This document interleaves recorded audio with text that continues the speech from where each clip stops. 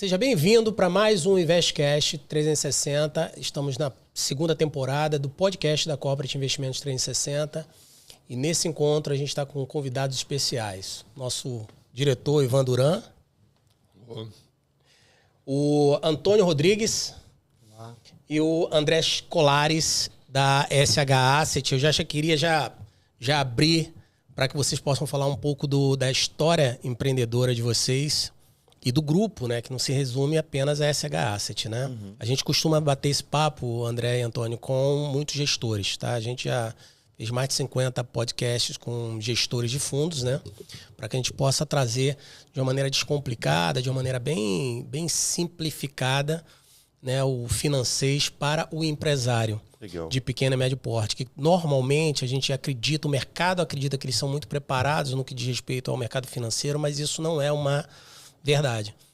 Eles ignoram bastante, por incrível que pareça, o que é o mercado financeiro, o que são as alternativas melhores de investimentos.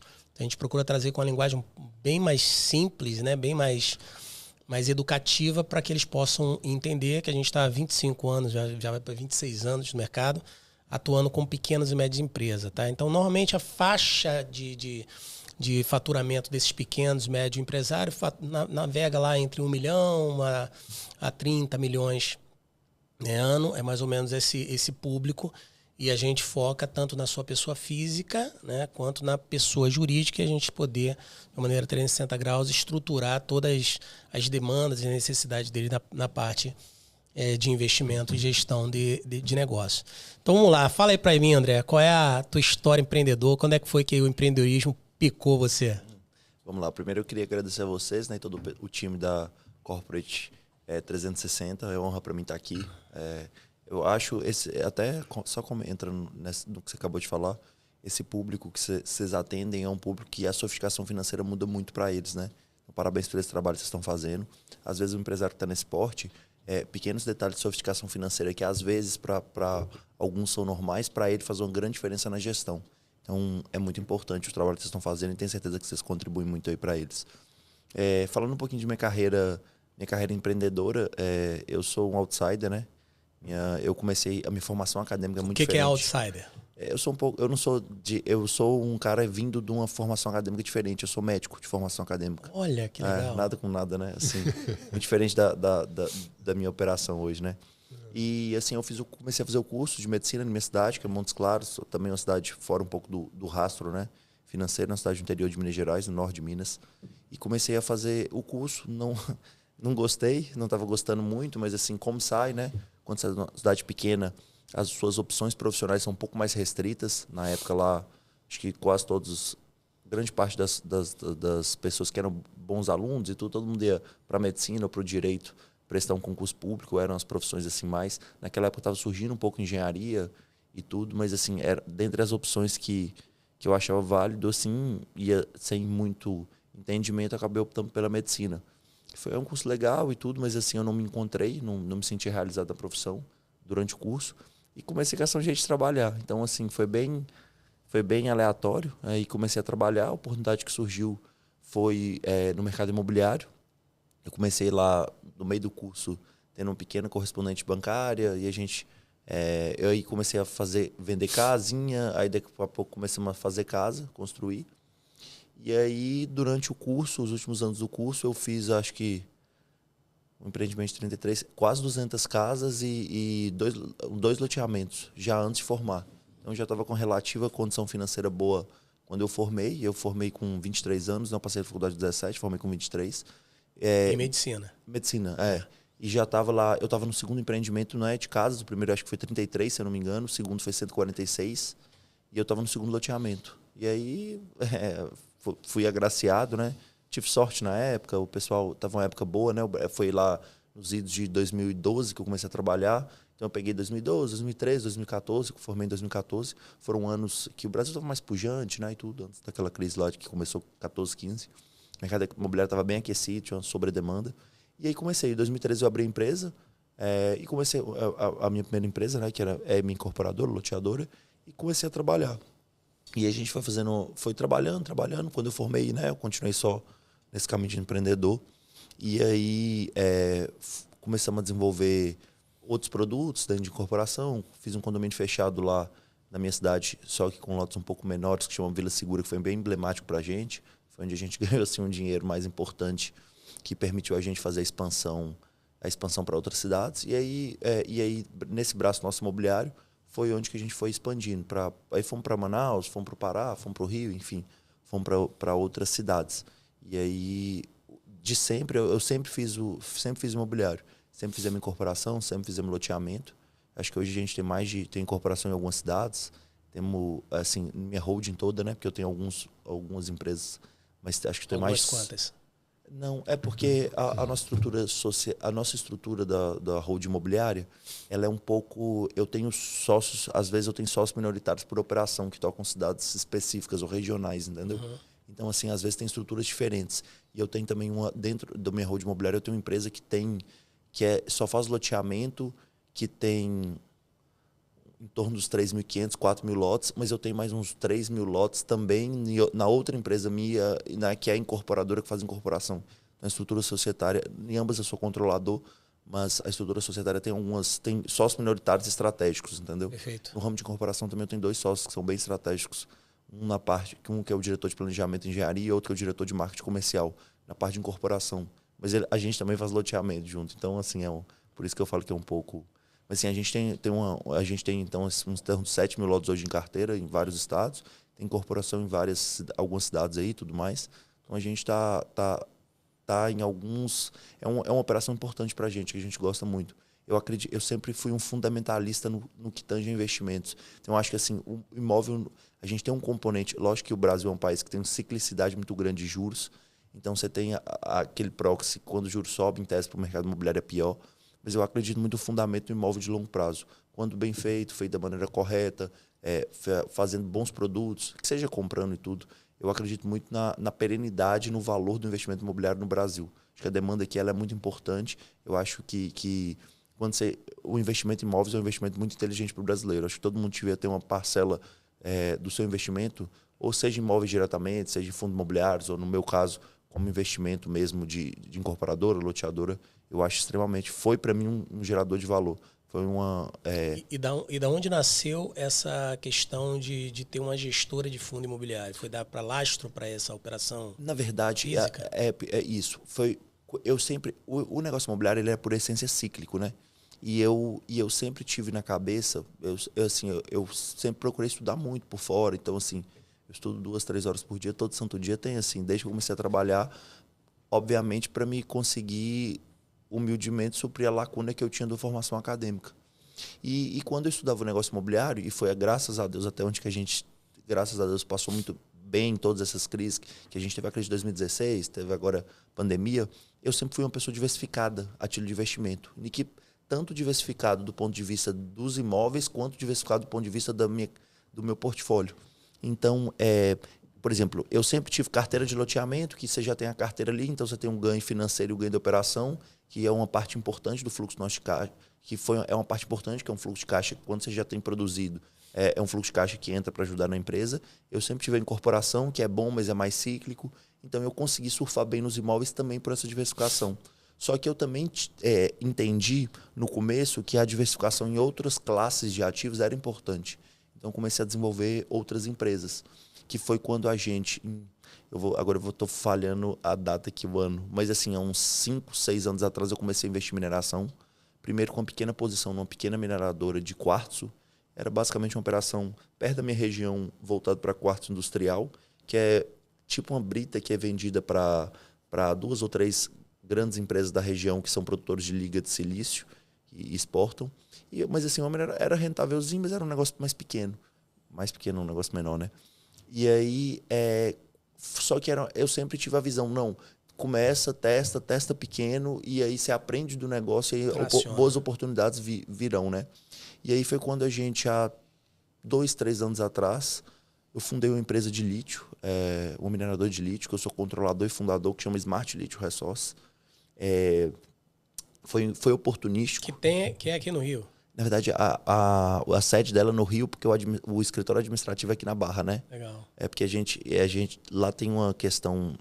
É uma questão que eu preciso ter um compliance e um administrativo. E aí na Barra tinha uma questão oportunística, porque um dos sócios meu é um cara muito...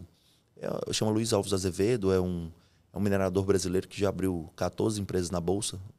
Tudo mineração, né? Só mineradoras. Mas assim, as bolsas de Canadá, Londres, enfim. E o escritório dele era aqui. E como ele já tem toda essa expertise, porque a mineração tem umas partes de contabilidade que são específicas e tal, a gente acabou optando por migrar o administrativo, que era lá era colado na minha holding, para aqui para o Rio de Janeiro. E foi, inclusive, uma decisão muito acertada. Então, aí a gente começou, foi uma época oportunística. Então, eu tive uma oportunidade, a gente abriu a empresa. Graças a Deus, a empresa cresceu muito. A gente tem hoje focos de desenvolvimento de lítio e exploração nas principais reservas de litíferas do Brasil. Tem algumas questões da empresa que a gente, enfim, quando estava na época do lítio lá, a gente teve alguma proposta de fazer uma abertura de capital na Austrália, e aí decidimos não ficar, decidimos por manter a empresa privada, por questões específicas, mas está indo muito bem a empresa. Então, assim, é uma parte importante no meu portfólio da minha holding lá. E além dessa questão da mineradora, a gente tem também uma empresa que chama Smart Compass, que eu sou co-controlador. A gente fundou junto com o pessoal que era um pessoal muito legal, que já fazia Special Situations, que é Daniel, né, que é o CEO nosso. Ele foi um dos cofundadores lá da Enforce, que é uma empresa, talvez uma das maiores do Brasil, se não a maior, que foi vendida para o BTG. E é uma empresa também hoje que teve uma atração, que ganhou uma atração muito importante. Basicamente, lá a gente tem um software proprietário de inteligência patrimonial, que foi o que me despertou. Eu já fazia o Special Situation um pouquinho, mas eu mesmo. E aí, até quando eu cheguei em São Paulo, eu fiz uma transação importante, ganhei um dinheiro bom lá com o Special Situation. E aí eu conheci ele, até nessa transação que eu estava fazendo, porque ele me ajudou. Explica o que é Special Situation. Special Situation é um investimento em situações especiais. Então, na verdade, não é... Dentro do Special Situation tem várias estratégias que você pode fazer.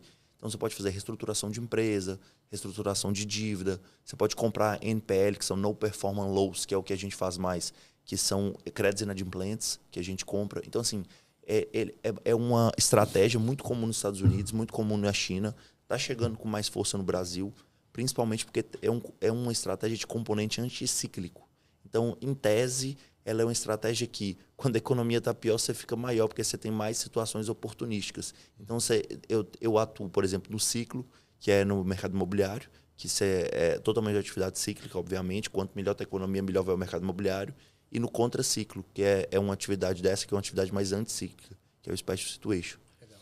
Enfim. E aí, lá a gente faz non-performance loan, né? A gente usa esse sistema de inteligência patrimonial, basicamente, que a gente consegue mapear. Você compila uma série de bases de dados, você consegue mapear os credores, onde que eles desviaram patrimônio, seja através de carro, seja através de imóvel, seja através de dinheiro, seja através de veículos. E aí a gente compra as dívidas defaultadas, geralmente de bancos médios e de fundos em mandado de investimento. E aí a gente depois cobra, restabelece as garantias e tudo mais. Lá é uma empresa hoje que a gente deve ter, pode ser que eu estou errando para 100 milhões a mais ou a menos, mas a gente tem lá, acho que 2 bi 100 hoje sob gestão, e tem dos quais entre 800 e 900 proprietários, né? Num fundo próprio, e alguns outros que a gente toca para terceiros que são estratégicos por algumas situações. Uma construtora que ela esteja com alguma dificuldade financeira, elas entraram num processo de venda, está com a SPE aberta. Seria o caso de...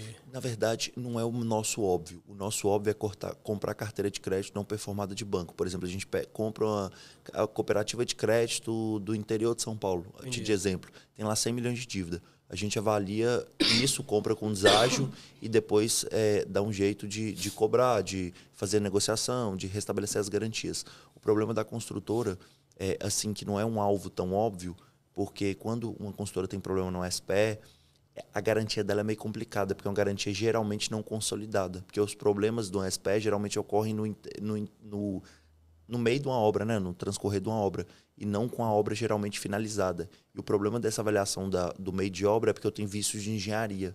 Então não é uma operação tão óbvia de comprar. Esse vício de engenharia pode ter passivos ocultos. Então geralmente a gente compra dívidas inadimplentes há mais tempo e a gente faz, são garantias já realizadas, tipo... A gente depois vai atrás de fazendas, de imóveis, de veículos, coisas mais. essa questão de... Eu já fiz special situation com imóveis, mas para loteamento.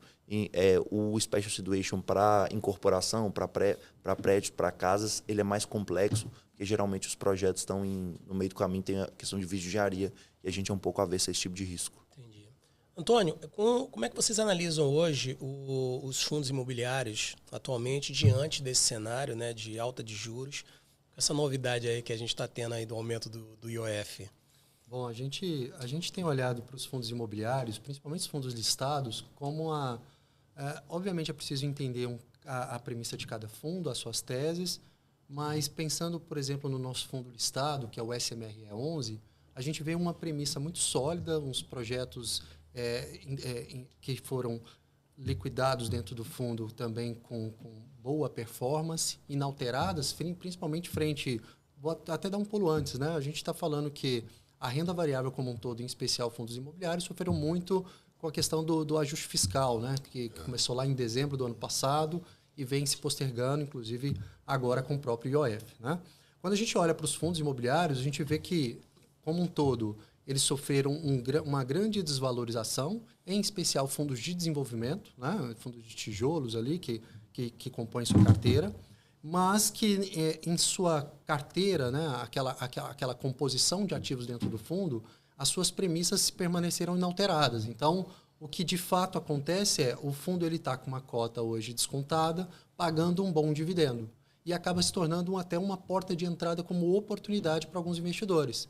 Porque se os fundos estão... Vou pegar de novo pelo caso do SMRE11, perdão.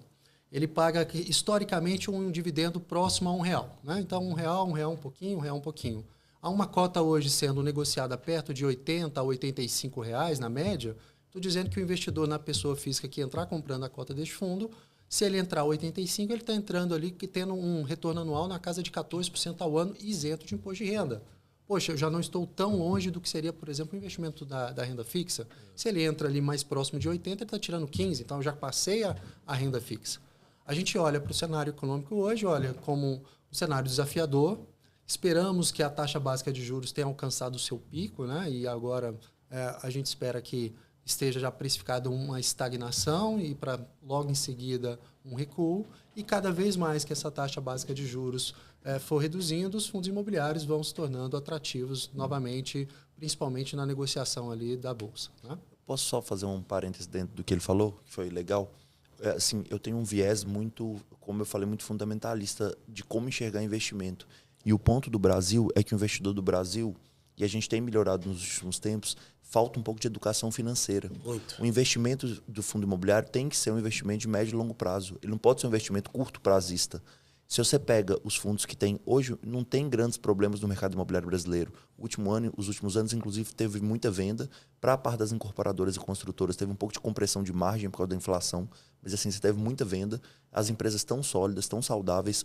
Tem muitos fundos imobiliários, não só o nosso, eu não estou nem falando desse ponto, aspecto só do nosso, não. Estou falando da classe de ativos. O nosso também, mas talvez eu sou suspeito para falar. Mas assim, tem fundos imobiliários que têm ativos muito bons, que estão extremamente descontados.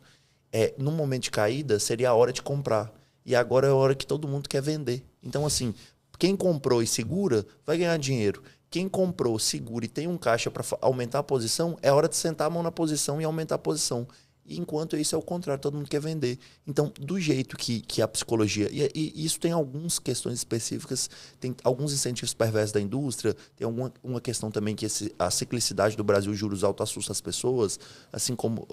tem outros fatores que a gente pode até discorrer depois sobre isso, que são psicológicos.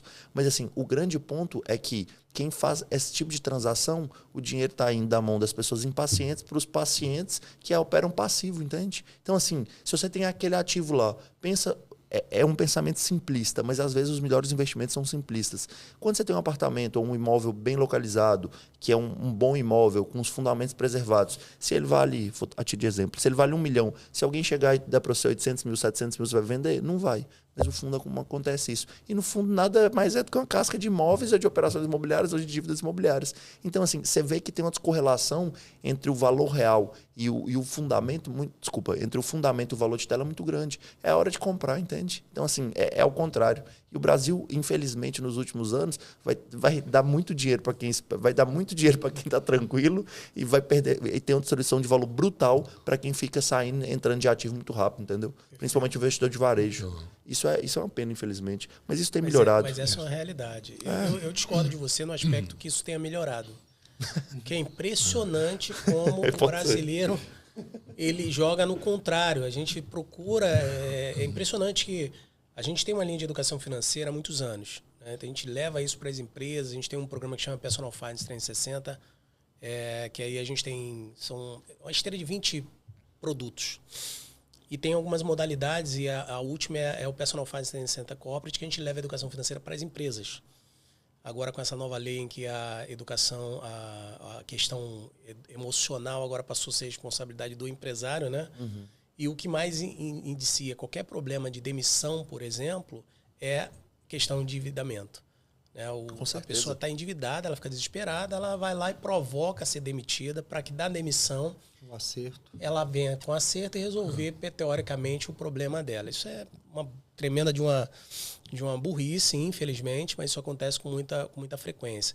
E o custo disso, ao longo do tempo e financeiramente, é brutal, porque a pessoa começa a, de fato, ficar doente, né? Porque é ansiedade, é depressão, é problema em casa, é problema com a mulher, com o marido, com o filho, atrasa apartamento, seja ele financiado aluguel, atrasa a prestação do carro e atrasa o colégio dos filhos. Isso começa a gerar um problema e ele começa a adoecer, começa a ter problema e aí ele vai começar a se ausentar. Então, o absenteísmo. Na sequência, ele começa a ter outro problema, que é o problema de provocar literalmente a ausência temporária, os atestados médicos, para poder resolver o problema ali de fazer algum dinheiro. E a produtividade vai lá no chão, né? E fora, aí essa é a terceira fase. Aí é o ciclo vicioso. Essa é a terceira fase, que é a fase da produtividade efetiva, porque não só a produtividade efetiva pela ausência, como a falta de produtividade por causa da cabeça. O cara não consegue concentrar. E aí chega um momento que ele provoca a demissão, é demitido, processo de recrutamento e seleção admissional, contratação, treinamento. Ciclo de gente, né? Até esse cara começar a performar do jeito que o anterior estava performando lá atrás, já se passou 10, 11 meses fácil. Isso é um prejuízo incalculável, né, na indústria, qualquer empresa. E aí a gente leva essa educação para exatamente orientar, explicar, com esse dinheiro que você tem, que você acha que é pouco, não estou entrando no mérito se é pouco ou muito, mas vamos trabalhar com ele. Então a gente faz todo um processo de planejamento financeiro, de como negociar as dívidas. A gente consegue orientar as pessoas a negociarem dívidas de 50% até 93%. O cara deve 100 mil, a gente consegue atenuar para ele pagar 7 mil, sem esfera jurídica, né? Mas isso aí devia ser uma linha de investimento, não enxergado como despesa, mas tinha que ser uma linha de investimento que as empresas, e de grande a pequenas, mas as grandes têm até mais uma visão disso, que deveriam fazer. Primeiro, que a produtividade de funcionário muda muito. E segundo, que a gente está com um percentual de pessoa física inadimplente no Brasil que está beirando 50%. E é o que você falou, a pessoa que está com dívida inadimplente, isso aí causa problema no trabalho, na vida pessoal, em tudo. A gente mesmo agora a minha hold, né, o centro de serviço compartilhado meu lá tem 120 funcionários, né? É uma coisa assim, próximo disso. Que é o pessoal que fica na minha cidade lá, que toma conta do administrativo, financeiro, back-office, enfim. E aí eu tô até investindo num aplicativo, que estou avaliando investir no aplicativo, a gente vai trazer, que basicamente é uma IAzinha que ela... você fala por WhatsApp, ou você conversa, ou você manda mensagem, e aí ele sintetiza seus gastos, sintetiza tudo e te dá um controle lá mensal, ou quando você quiser colocar. Porque a gente está reparando em todas as empresas minhas, que eu estou vendo isso, de uns 2, 3 anos para cá, como teve inflação, tem um componente também dos joguinhos, por incrível que pareça, no dia a dia das pessoas, principalmente os funcionários, né? O pessoal mais chão de fábrica, enfim, que tem-se, o pessoal está muito endividado e está muito assim, tá complicada essa gestão das finanças pessoais, sabe? E assim, eu entendo, e não é só lógico que tem o joguinho também, lógico que tem a questão da falta de educação, mas assim, a inflação também dá uma atrapalhada, né? Porque a inflação é alimento, energia, essas coisas mais básicas, pegou o pessoal, né, muito pesado. pessoal ganha até, sei lá, até 3, 4, 5 salários mínimos. Então, assim, a gente está pensando nisso, está investindo, e isso que vocês estão fazendo no trabalho, ele não deveria ser enxergada com as empresas como uma despesa. Deveria ser enxergado como investimento. Porque o maior ativo, o pessoal fala, tecnologia, isso, aquilo, lógico, tudo é importante, mas o maior ativo dentro de uma empresa são as pessoas. E isso não é balela. Assim, quem constrói a empresa é gente. Então, assim, essa questão aí de manter as pessoas com a cabeça saudável, vai fazer uma diferença tremenda. Porque, infelizmente, no curto prazo, como a gente está numa época de juros altos, de descontrole fiscal, enfim, de inflação um pouco descontrolada, nos próximos anos, uma das maiores batalhas dos empresários é manter o time coeso, é manter o time bem. Isso aí, e de 2 anos para cá, todas as minhas empresas eu estou enxergando isso muito. Hoje a gente tem que pensar em gente com muito mais carinho, com muito mais atenção. E assim, é o que você falou. Acho que o ponto central das pessoas hoje é o problema financeiro. Essa falta da disciplina financeira. Com certeza.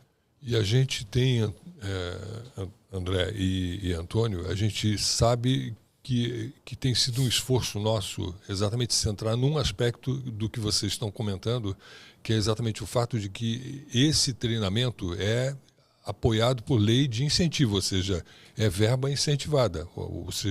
A empresa pode abater do lucro tributável. Eu não lembro o número da lei agora, é 13 mil e alguma coisa, mas está fundamentado em lei. Quer dizer, a empresa só desconhece isso e podia aproveitar muito bem isso, né? Mas eu queria voltar com o Antônio também sobre quais são os planos de crescimento do SMRE 11. Né? Quer dizer, você falou muito bem do que ele paga como dividendos e tudo mais, a gente entendeu isso. Essa precificação está parecendo muito oportuna, né? Especialmente diante do cenário que a gente tem agora. Mas, e a evolução?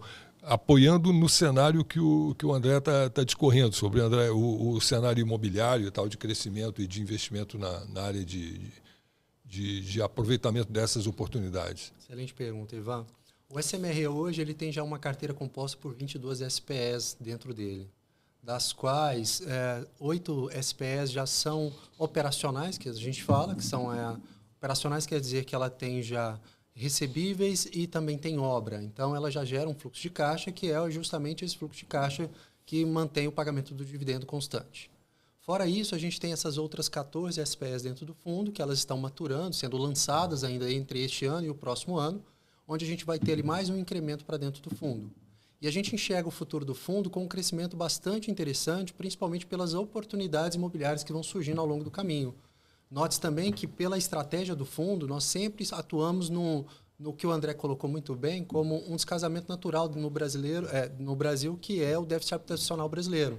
Então, o fundo ele se equivale sempre para atuar em segmento residencial, seja no loteamento ou na incorporação, no Brasil como um todo, e a gente vê em diferentes regiões essa demanda muito pujante. Aí, obviamente, a entender da região, se ela é mais pujante para um loteamento ou para uma incorporação. Mas como a gente tem essa pulverização, temos na verdade, temos muitos bons projetos que a gente vai sempre analisando. Lembrando que o ciclo imobiliário ele é longo, né? Então, a gente está olhando agora para projetos que a gente vai desenvolver ao longo de 3, 4, 5 anos para frente. Então, a nossa ideia é, claro, uma vez que a taxa básica de juros volte a patamares aceitáveis, onde a renda variável se torne de novo mais pujante, novas ofertas para captação de mais recursos dentro do fundo, com isso aumentando ainda mais a liquidez do fundo, mais cotistas e bons projetos na seleção, que a gente tem muito carinho, principalmente nessa escolha desses ativos para dentro do fundo. Pessoal, a gente está tá indo para finalizar. Eu queria fazer uma última pergunta para o André e depois voltar uma pergunta para ti, Antônio. André, qual a perspectiva de crescimento do SMRE 11? Quanto à questão do crescimento de escala, de o fundo se tornar maior, a gente é um pouco dependente dessa questão dos juros baixar, né? Qual o tamanho dele hoje? Hoje é próximo de 100 milhões, é 90 e tantos milhões. 100 milhões de reais. Então é um fundo que tem a gente tem capacidade de originação de bons ativos e desenvolvimento muitíssimo maior do que isso aí. Então é um fundo que vai crescer nos próximos anos. Agora, primeiro, quando qualquer tipo de investimento que eu faço, eu me proponho a fazer por qualidade. Então, assim, primeiro, a gente preocupou muito na qualidade dos ativos que iam ser desenvolvidos e tragos para o SMRE 11. estamos desenvolvendo bons ativos, inclusive, apesar de ser um ano de juros alto, é um ano de oportunidades, porque o ponto de entrada fica mais fácil, seja com a negociação com proprietários, seja por situações específicas que estão aparecendo bons empreendimentos agora. Claro, o problema é que vão ser lançados daqui a uns anos. Mas assim que os juros baixar, a gente vai fazer novas ofertas e crescer o fundo. E como a gente vai continuar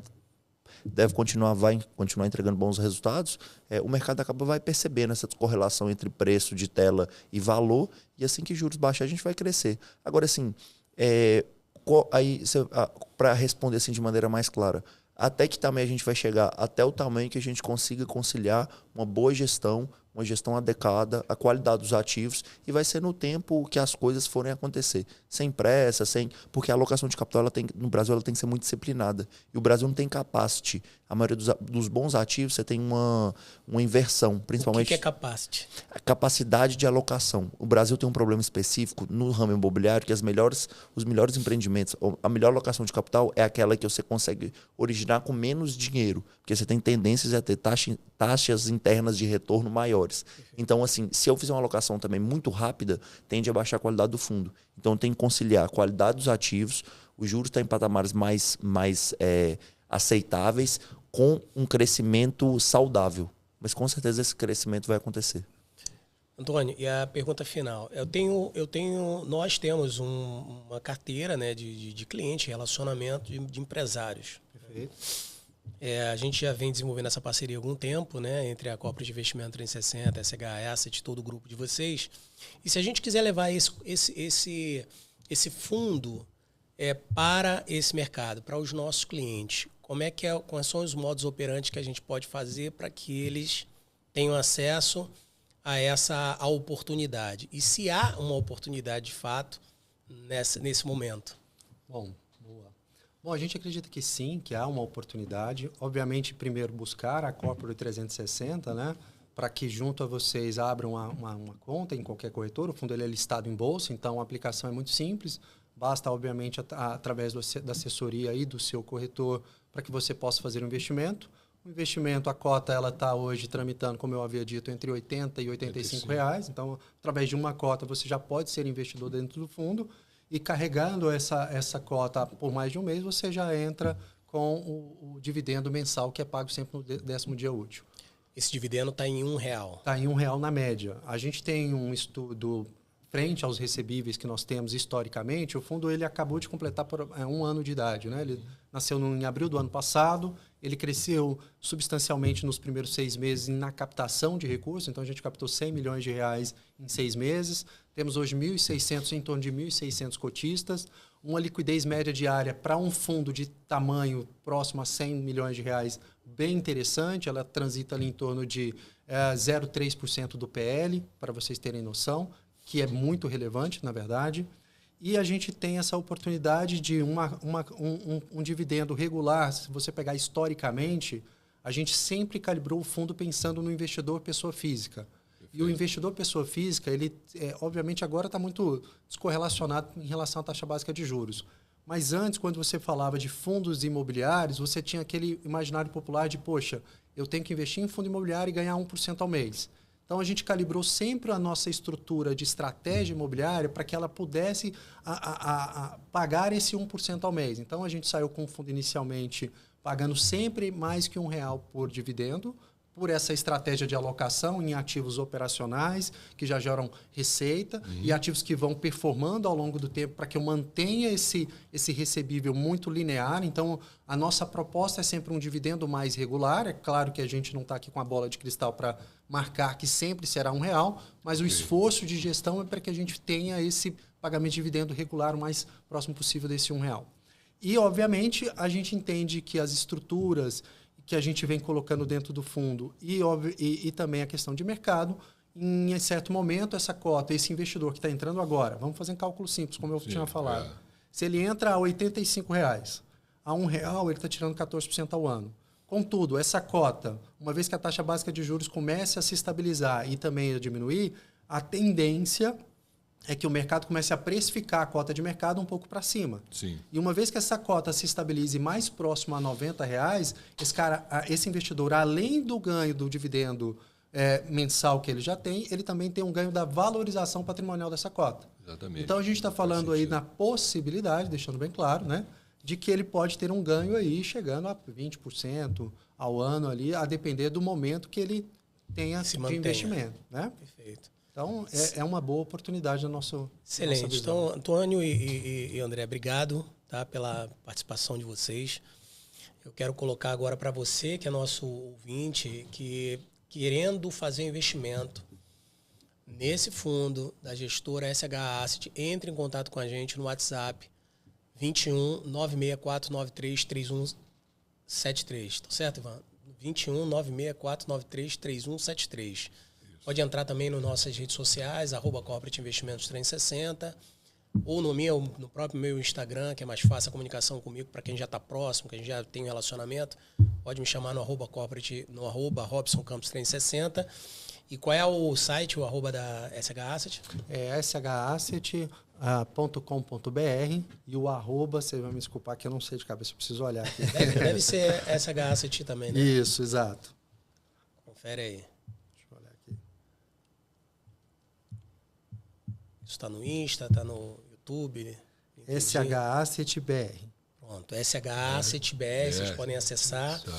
Entre em contato com a gente, que a gente vai dar um atendimento mais personalizado possível para levar vocês para investimento dessa excelente oportunidade de fundo imobiliário, principalmente você que gosta de investir em imóveis físicos, agora você vai poder ter uma alternativa de investimento em imóveis no modelo financeiro. Grande abraço, vamos que vamos. Obrigado. Obrigado. Obrigado, gente. Prazer estar aí com vocês. Por vocês, por terem vindo. Nossa firmeza nessa parceria com essa Nascer para a gente. Para a gente vai ser uma honra, viu? Ok? Muito obrigado.